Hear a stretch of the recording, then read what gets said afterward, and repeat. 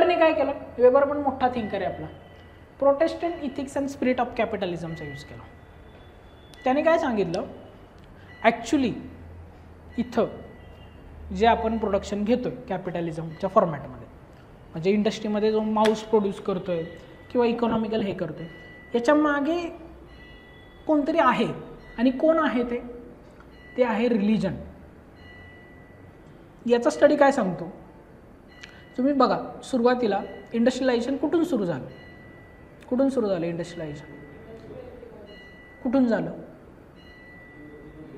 युरोपमधून झालं. इंडियामध्ये झालं का, नाही झालं. IT सेक्टर कुठे डेव्हलप झाला, USA मध्ये. इंडियात झाला का, नाही झाला.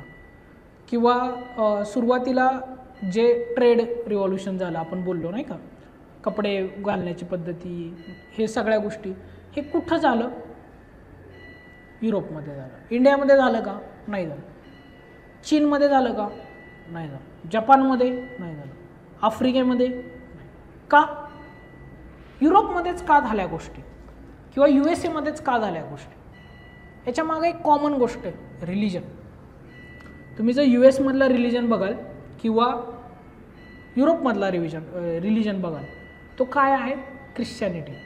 आणि ख्रिश्चॅनिटीमध्ये पण एक रेनेसान्स जो पिरियड आहे, त्यानंतरचा जो ख्रिश्चन धर्म आहे त्याला आपण प्रोटेस्टंट इथिक्स म्हणतो, प्रोटेस्टंट धर्म म्हणतो. म्हणजे आपल्याकडे जसे पंथ आहेत, वैष्णव पंथ, शैव पंथ, तसं त्यांच्याकडे पण पडलं आहे, प्रोटेस्टंट किंवा कॅल्विनिस्ट म्हणतात त्याला, कॅल्विनिस्ट इथिक्स. हे झालं. आता त्यांनी काय केलं, कॅल्विनिस्ट इथिक्सने तिथल्या लोकांना प्रेरणा दिली की तुम्ही हे फक्त चर्च करत बसू नका, ह्या देवाने तुम्हाला घडवले तर काहीतरी काम करण्यासाठी घडवले. प्रोडक्शन करा, इकॉनॉमिकली अर्निंग करा, तुमचा वेळ वाया घालवू नका, तुमच्या गोष्टी खूप इम्पॉर्टंट आहेत, तुमचा टाईम इज अ मनी, तुम्ही तो इन्व्हेस्ट करा, तुम्ही अर्निंग करायला सुरुवात करा. आणि तिथून तो जो इंडस्ट्रियलायझेशनचा आहे ना, तो फेज चालू झाला किंवा कॅपिटलिझमची फेज चालू झाली.